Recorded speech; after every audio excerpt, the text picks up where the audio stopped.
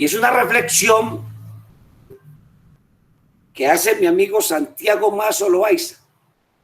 En 7 páginas, Santiago Mazo Loaiza lanza casi una diatriba, y hace un análisis histórico a lo que es la ortografía. ¿Quién ya lo leyó de ustedes? ¿Quién? Vamos a ver, ¿quién lo leyó? Si quieren, escriban ahí. ¿Quién lo leyó? A ver, yo quiero saber quién lo ha leído. Nadie lo ha leído. Les ofrezco disculpas a todos. Pues activo la cámara, me saca el sistema. Bueno, nadie lo ha leído. ¿Yesid ya lo leyó? Gisette. Sí, señor. Sí. Ahí habla que cómo se escribe vaca, que se escribe con V, que Dios. Ahí sí, señor, yo ya lo leí. No se te oye mucho. ¿Qué más? ¿Qué idea sacaste de ahí, Gisette? Pero el profe organiza quién nos va a comenzar. Bueno, vamos a refrescar dentro de la memoria. Yo les he pedido, les he encarecido mucho que por favor vengan con los documentos leídos. Por eso les activo semana tras semana los documentos, se los estoy repasando. Bueno, todo hago, muchachos, para que ustedes vengan con esto leído. No vengan, y se los he insistido mucho a que les dicten clases. No, eso de dictar clases ya se acabó. Eso es de los dictadores. Ni tampoco a escuchar clases, sino a estar participativo en la clase, ¿cierto? Bueno, voy a leer solamente un pedacito, o alguien lo tiene ahí para que lea el primer párrafo. ¿Qué lo tiene? ¿Sí? Gildardo, ¿lo tienes ahí? Sí, profe. Léenos el primer párrafo, y que alguien nos lea ahorita el tercer párrafo. Adelante. O podemos leer, sí, el tercer párrafo. Primero y tercero, y ahorita miramos a ver qué más leemos. Adelante, Gildardo.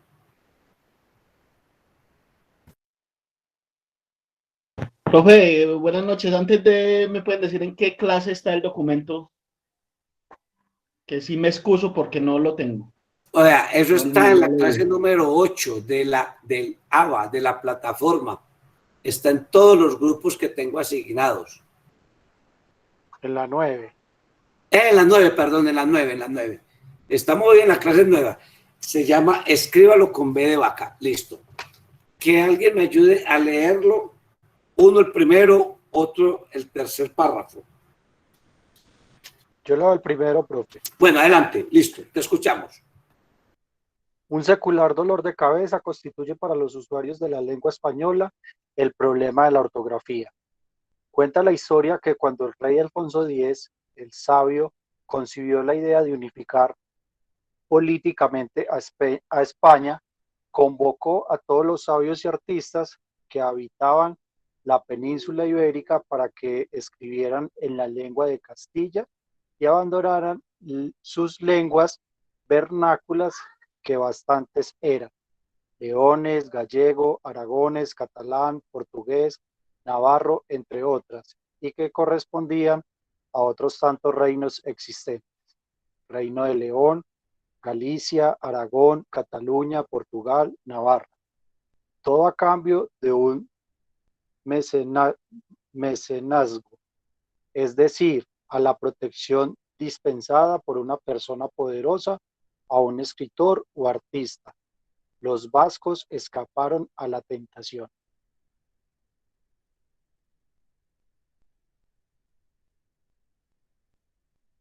Este es el primero, profe.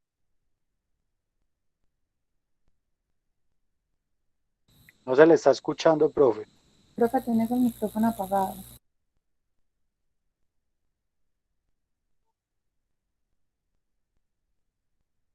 Profe, no se le escucha. Alguien que lea el tercero.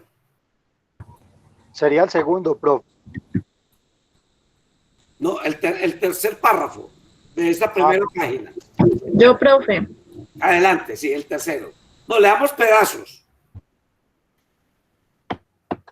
Adelante. Dice, ¿cuál fue la función de la ortografía en este proceso?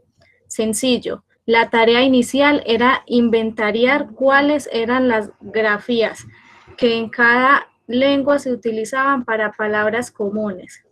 Así se encontraron, por ejemplo, caballos, caballos, caballos, caballos, caballos, caballos, caballos, entre otras variedades en diferentes reinos y regiones. La tarea siguiente era ordenar la que fuera de usanza en el castellano, lengua de Castilla, o la de más frecuencia, con el fin de ganar más prosélitos para la causa de la unidad. Orto, la misma, el mismo, igual. Grafía, letra, grafema.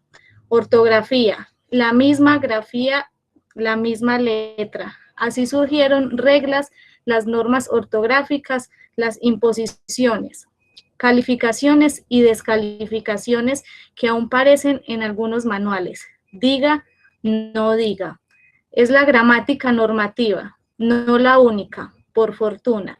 ¿Y cómo se ve? La ortografía no tiene carácter científico, ni artístico, ni literario.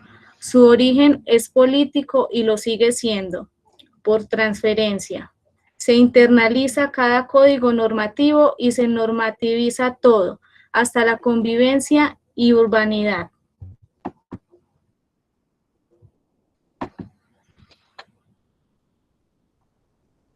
Profe, no se le escucha.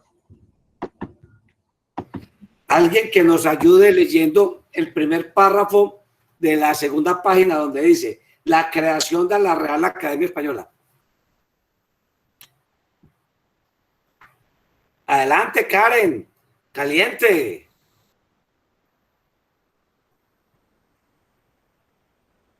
Karen. Profe, si quiere le ayudo. Karen, adelante. Profe, qué pena, es que no tenía abierto el agua y no lo encuentro donde lo descargué. Ay, Profe, si muchacho. quiere, Bueno, yo la Juan leo. David. Entonces, Juan David, bueno. Juan David sí tiene ahí.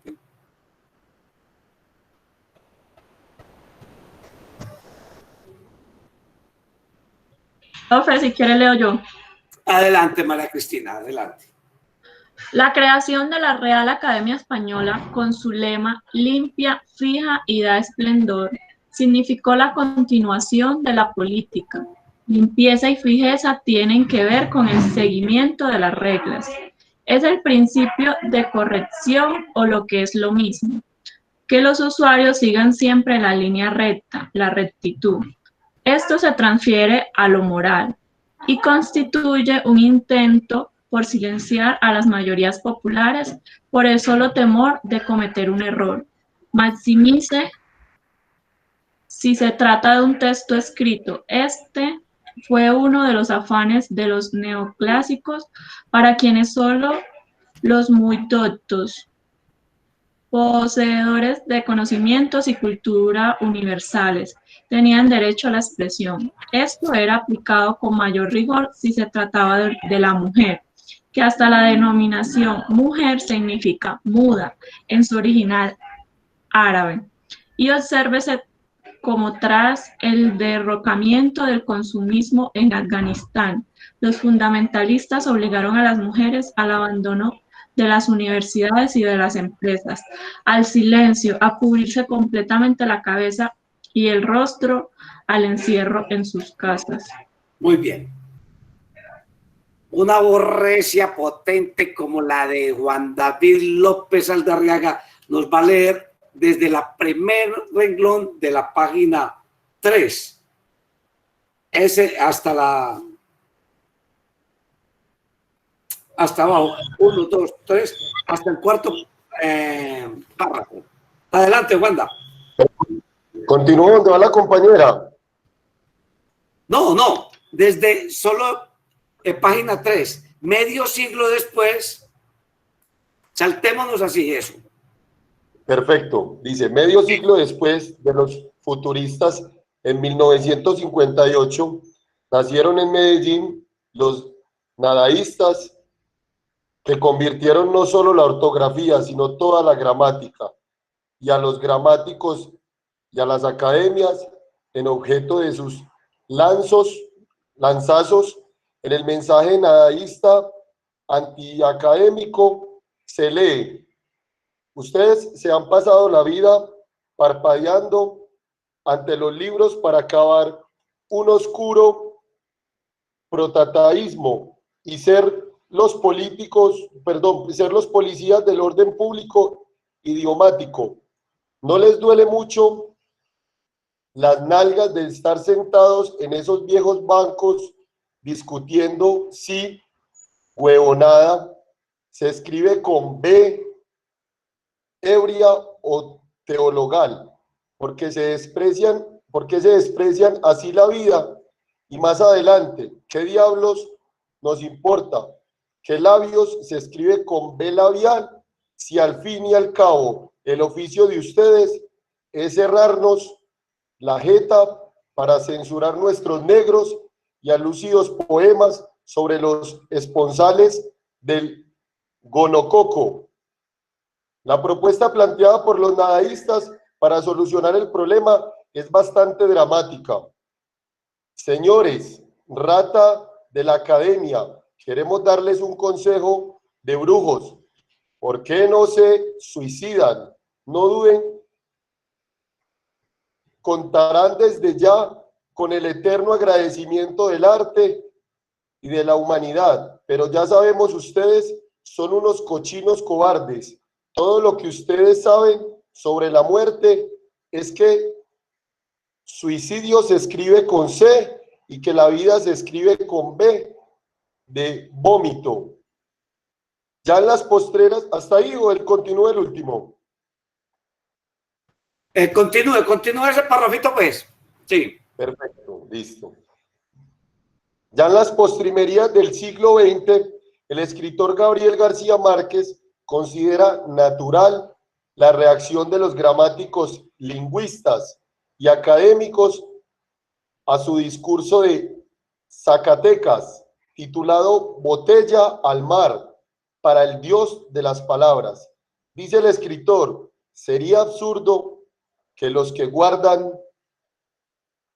virginidad de la lengua estuvieran contra sí mismo, pero la mayoría parece haber hablado sin conocer el texto completo de mi discurso, sino solo fragmentos más o menos desfigurados en despachos de agencias. En todo caso, es increíble que a la hora de la verdad hasta los más liberales sean tan conservadores.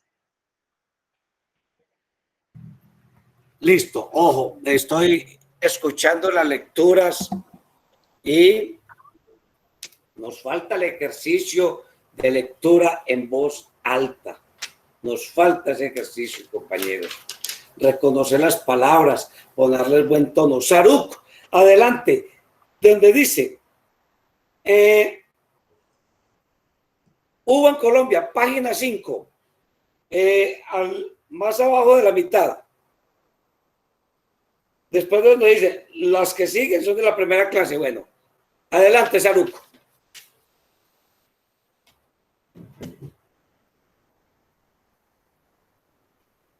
Saruk. Hola, profe, buenas noches. Buenas. Empieza de la raíz. Dice, página 5, vamos por allá más abajo de la mitad, donde dice, las que siguen son de la primera clase. Y arranque. Hubo en Colombia. Que siguen. No la veo, no la veo. No veo esa parte de donde empieza la raíz. Esa es la página 5, profe. Profe. Página 5, página 5. La que el profesor está diciendo, yo la veo en la página 6. Las que siguen son de la primera clase. Las que siguen son de la primera clase. Adelante. Ahí hasta terminar. Listo. Las que siguen son de la primera clase. Hubo en Colombia un presidente de quien el pueblo aseguraba que era brutísimo, y Gabo la calificó como el más chapucero de nuestro país en toda su historia. Ordenó a la secretaria que convocara a Consejo de Ministros para el sábado. La secretaria, malita en ortografía, le preguntó: ¿sábado se escribe con B o con V? El presidente, que tampoco sabía, ordenó: cambiemos ese consejo para el lunes, señorita.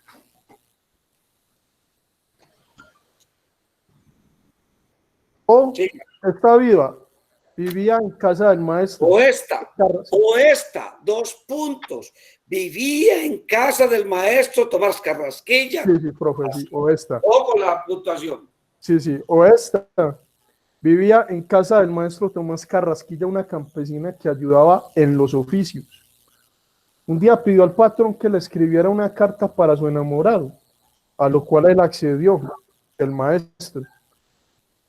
Iba copiando lo que la dama dictaba y al terminar dice la dama: agréguele ahí, doctor, perdone la mala ortografía.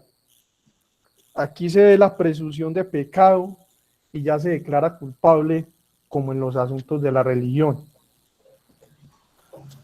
Un distinto, el campante chocuano, líder sindical, que apareció en una asamblea diciendo: vimos el ministro en la televisión haciendo la B o la V, pero miren que no es la victoria sino la de bandido. Que no es la de la victoria, sino Eso, que no es la de la victoria sino la de bandido. Continúe, continúe. No se pueden dejar a un lado los efectos graciosos que devienen la ideología divulgada a través de la ortografía. La prensa local dio cuenta a finales de los años 20 de una parálisis de la Universidad de Antioquia por una D. En efecto, un profesor escribió Dios, un estudiante objetó: Dios se escribe con mayúscula. No, dijo el profesor, es un nombre común. Si se tratara del nombre propio de un dios, sería con mayúscula. Por ejemplo, Júpiter, Jehová, Minerva, Yahvé. Pero si Dios es solo uno, ahí comenzó la varaunda. En una sociedad cuya mojigatería no admite competencia. Del mismo estilo y hasta tiempos muy recientes, era la clase de muchas escuelas y colegios donde enseñaban que palabras como tubérculo, tabernáculo, tentáculos, adminúculos, no se podían partir al terminar el renglón, porque la parte con que se iniciaba el renglón siguiente era una mala palabra. Culo, culos.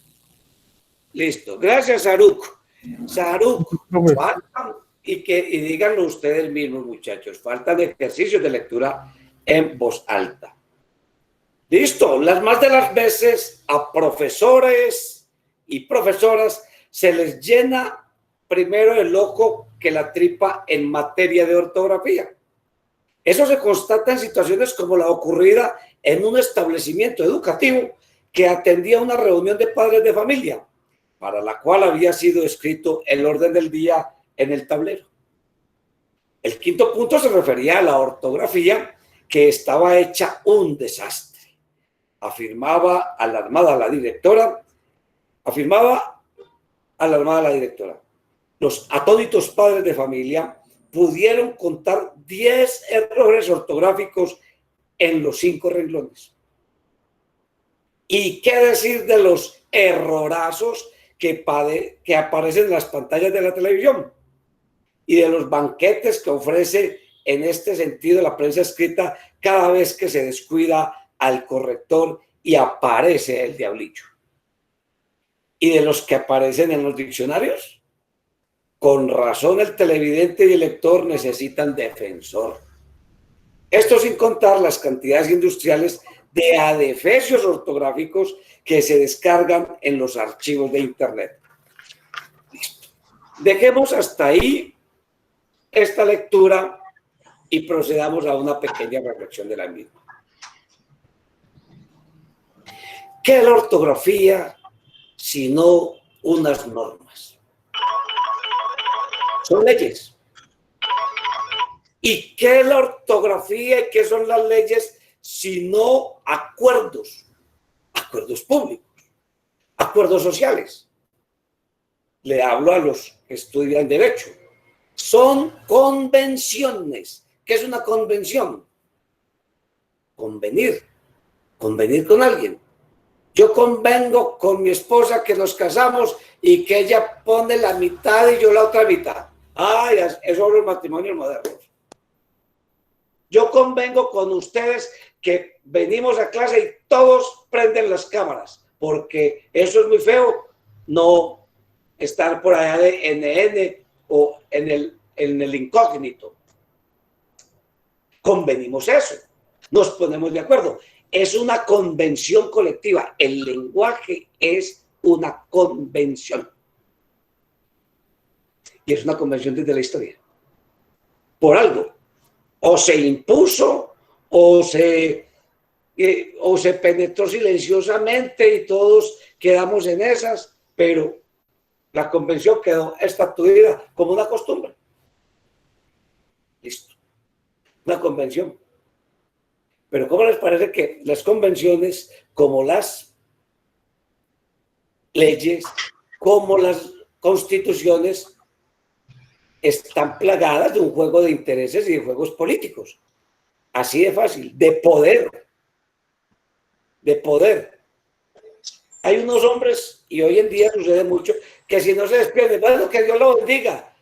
No, a mí no me hable de Dios, que Él me tiene bendecido. Usted no me bendiga ni me mande a Dios. Vea, ¿sabe qué? Que se lo lleve el putas. Ay, ahí sí que se armó el berraco. Y es una convención. La abuela mía, si no nos decía que la Virgen lo lleva con bien, no quedaba contenta. Mi papá, no, amigo, la Virgen lo lleva con bien. Eso, es más, ni lo decía bien. La Virgen lo lleva con bien. Y era una convención. Él tenía esa regla. ¿Cierto? Él tenía esa regla. Actuaba casi por inercia. Oiga, pues, pero hay unas cosas que son de tipo político, como las que nos relata el maestro Santiago Mazo Loaiza con Alfonso X el Sabio, no Alfonso X, no, Alfonso X el Sabio. Ojalá conocieran la historia, vayan y la averiguan. Él dijo, vea, miren ese cuadrúpedo que hay ahí. Sí, sí, ese cuadrúpedo, un equino. Entonces la preocupación es que se escribe a caballo con K, con C, con V, con Y, con doble L, terminada en Z, caballo, de todas las maneras. Bueno, haciendo gala del poder que tenía Alfonso X el Sabio y de una mente brillante, se le ocurrió la maravillosa idea de decirle a los reinos que habían en esa España grande, oigan muchachos, y otra cosa, una España dividida y asediada por los musulmanes, que también habían dejado un poco de palabras. Eso, imagínense ustedes, si nosotros a veces no nos entendemos entre costeños, chocuanos, cachacos, nariñenses, ¿se imaginan cuando nos encontremos y todos hablando distinto? Ahora imagínense allá los reinos de Galicia, Aragón, Cataluña, Portugal, todos hablando distinto, todos hablando distinto. Entonces el rey dijo, espera un momentico, yo le voy a dar protección, es decir, mecenazgo. ¿Qué es un mecenas? El que da protección, el que da gabelas, ¿cierto? Ese es el mecenas. Pero eso sí, renuncian a esas lenguas vernáculas. ¿Qué son las lenguas vernáculas? Las originales, las tradicionales, ¿cierto? Las antiguas. Y vamos a ponernos de acuerdo y hagamos esto. Un solo idioma para todos. Oiga, pues, y a través, por medio del idioma, se unieron todos. Hasta hoy en día, 700 o 600 años después, los catalanes aún se niegan a hablar la lengua de Alfonso X el Sabio. Y dicen, no señor, nosotros hablamos el euskera. Y vaya usted a ver que Madrid y Cataluña no se pueden ver. Ahí los madrileños encarcelaron vienen encarcelando a los líderes catalanes. ¿Por cuenta de qué? Del lenguaje, de una convención, Entonces, es una convención como un matrimonio. A veces las cosas funcionan, entonces nos tenemos que volver a sentar. Venga, sentémonos porque esto como que no nos está funcionando. Y ha habido algunos movimientos por ahí en torno al lenguaje para que volvamos y recojamos el lenguaje y nos volvamos a poner de acuerdo. Por ejemplo, nosotros en Colombia luchando para que se adoptara una palabra bien colombiana. Voy a decir cuál. Hombre, hamaca. Es que la hamaca es muy nuestra. Sombrero volteado. No volteado es un amigo mío. Volteado. ¿Por qué se llama el sombrero volteado? ¿Quién sabe? Levante la mano. Porque tiene un número determinado de vueltas. Vueltas que da una cinta. Sí. Volteado. Eso hay que ponerlo allá. Y nosotros bailamos un ritmo huepaje que se llama el porro. Ay, hombre. Y estos que no, oiga, eso como más de 10 años tratando de que la palabra porro apareciera en la Biblia del lenguaje. Que la palabra porro apareciera aquí, en estos diccionarios. Este es el diccionario de la Real Academia Española. Aquí está. Lo pueden ver. Entonces, ¿y por qué nosotros sí tenemos que utilizar las palabras de ellos, los españoles, y ellos no, las de nosotros tienen tanta dificultad para entrar? Todavía nosotros decimos que oiga, qué cosa tan berraca, qué berraquera, qué cosa tan berraca. Y no, todavía esa palabra hasta que se mete. Las palabras, por eso ahorita que empezamos con ese juego de lenguaje, son como las monedas. Circulan, se cambian. Hay unas que se corroen, hay unas que se oxidan, hay otras que relucen, que brillan. Hay muchas que algunas palabras les van más mal que a otras. Y fíjense ustedes, solo necesitamos que un cantante internacional como Juanes inaugurara una palabra. Y les hablo de Juanes porque fue nombrado en la Academia de la Lengua Francesa. ¿Cuál fue la palabra? Dígale a alguien que tenga una boca. ¿Cuál? ¿Qué chimba, parce, o qué? Cero. Esa todavía no. Ave María, pues. Eso, Manuel. ¿Cuál, Gildardo? Ave María. No. ¡Qué chimba! Eso. Y tengo la camisa negra y bueno. Y esa palabra, hasta que va adquiriendo esa penetración, ya ni la Comisión Nacional de Televisión le censura a usted un programa porque usted diga que chimba. Bueno, no sé, no faltará quien coja este video y diga que Federico está diciendo palabras soeces a los estudiantes. Y ahí está el reglamento estudiantil donde uno no puede decir palabras soeces, ni culo, ni chimba. Y esas son palabras que están aquí. Lo hago por efectos académicos. Tengo este diccionario que es el diccionario de colombianismos. Pero, es decir, las palabras que nosotros utilizamos aquí, con el sentido nuestro aquí. Si yo le digo, Laura, tengo un filo, ¿usted qué me dice?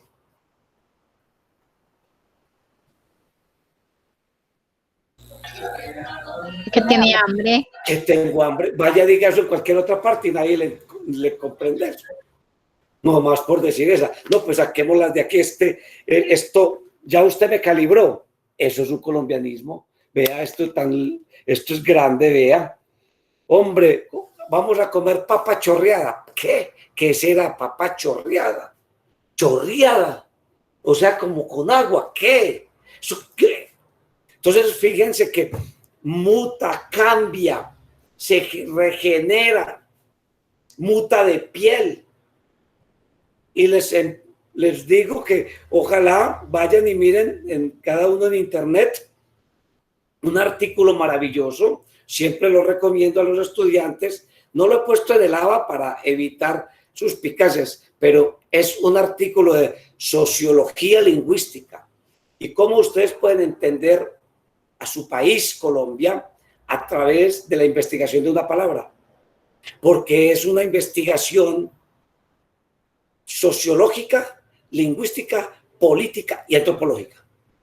El artículo se llama, Germán, escríbalo para que Gildardo, ustedes que son acuciosos, estudiosos, les gustan cosas buenas, se llama Gonorrea, el insulto de insultos. Es un artículo maravilloso. Mírelo alguno y me dice de quién es. Salió en el número 100 de Universo Centro y salió a raíz de una entrevista que le hizo el periodista Piolín de Caracol al ciclista Rigoberto Urán. Y Rigoberto estaba motilado y le dijo, es que mi mujer me dijo que yo quedaba como muy nea. Muy nea, ¿qué es muy nea? Dicho en palabras de un ciclista de un lenguaje universal que lo va a escuchar todo el mundo. Muy nea. Pues el periodista cogió eso y empezó a escribir eso. Un artículo al que yo lo leí, lo tengo locutado y me demoré 180 minutos. Es largo, es largo. Pero es un estudio sesudo del lenguaje y cómo a través de una palabra usted puede reconstruir la historia de un país. Las palabras. No les tengamos miedo, porque ellas viven con nosotros. Son monedas. A la plata no le tenemos miedo y pensamos que no nos vamos a ir al infierno cuando queremos billete. Pero cuando utilizamos una palabra, ¡ay, jueputa! Ahí sí todo el mundo se derrumbó. Póngale un disciplinario a ese señor. Porque el lenguaje tiene una carga moral y política. A muchos se nos impide decir cosas y es una moral que vela intereses políticos. La palabra, el lenguaje, todo tiene una carga política. Con el lenguaje se domina. Pues tanto Maestro. que un presidente dice que aquí no hay masacre, sino otra cosa. No sé ni quién fue. Creo que fue un presidente por allá de Surinam, en Paramaribo, en una entrevista lo dijo, que allá en ese pueblo no había masacres, sino otra cosa. O creo que fue en Burkina Faso, pero aquí no. Entonces, quiero señalarles y terminar con esto, compañeros. La ortografía es el arte de escribir bien. Y la Academia de la Lengua Española es una institución que nos manda a nosotros a que escribamos bien.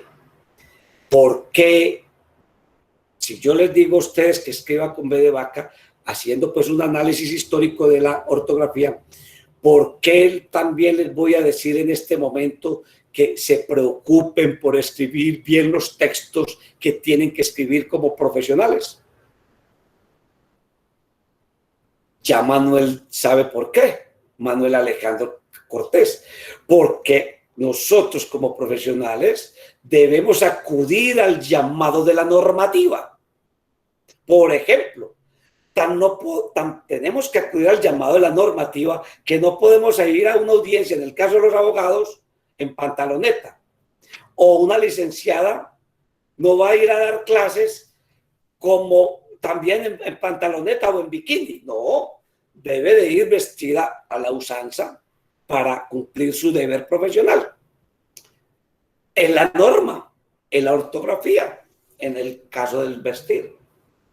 En el caso del hablar y en el caso de escribir, hay unas normas para hacerlo bien, de manera tal que los pares que van a escuchar o leer lo que nosotros estamos diciendo o lo que nosotros escribimos, nos entiendan.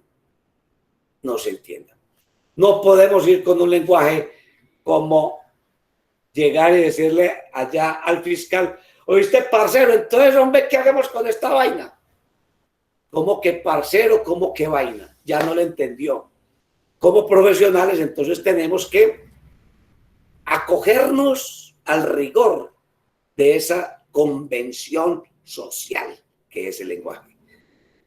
Quisiera yo no tener que prescindir de esas vulgaridades que dijimos ahorita, pero créanme que en aras de la comprensión es mejor decirlas, porque el lenguaje muta, cambia todos los días, y el lenguaje no es moral, ni la ortografía inmoral, no, es una convención. ¿Cómo es una convención? A usted un juez, en el caso de los abogados, le puede rechazar una demanda por falta de rigor ortográfico, o un licenciado, que tal una profesora escribiendo una clase para sus estudiantes faltando al rigor del lenguaje. No se concibe, porque el profesional, nosotros como profesionales, estamos llamados a cumplir eso, el rigor del lenguaje y cumplir esa norma, esa convención, ese pacto social, y que no es un pacto nuevo, que si bien está cambiando, es un pacto que viene hace mucho, mucho tiempo atrás. Dejo con eso. ¿Alguna pregunta, compañeros? Dejamos ahí, escríbalo con B de vaca. Maestro,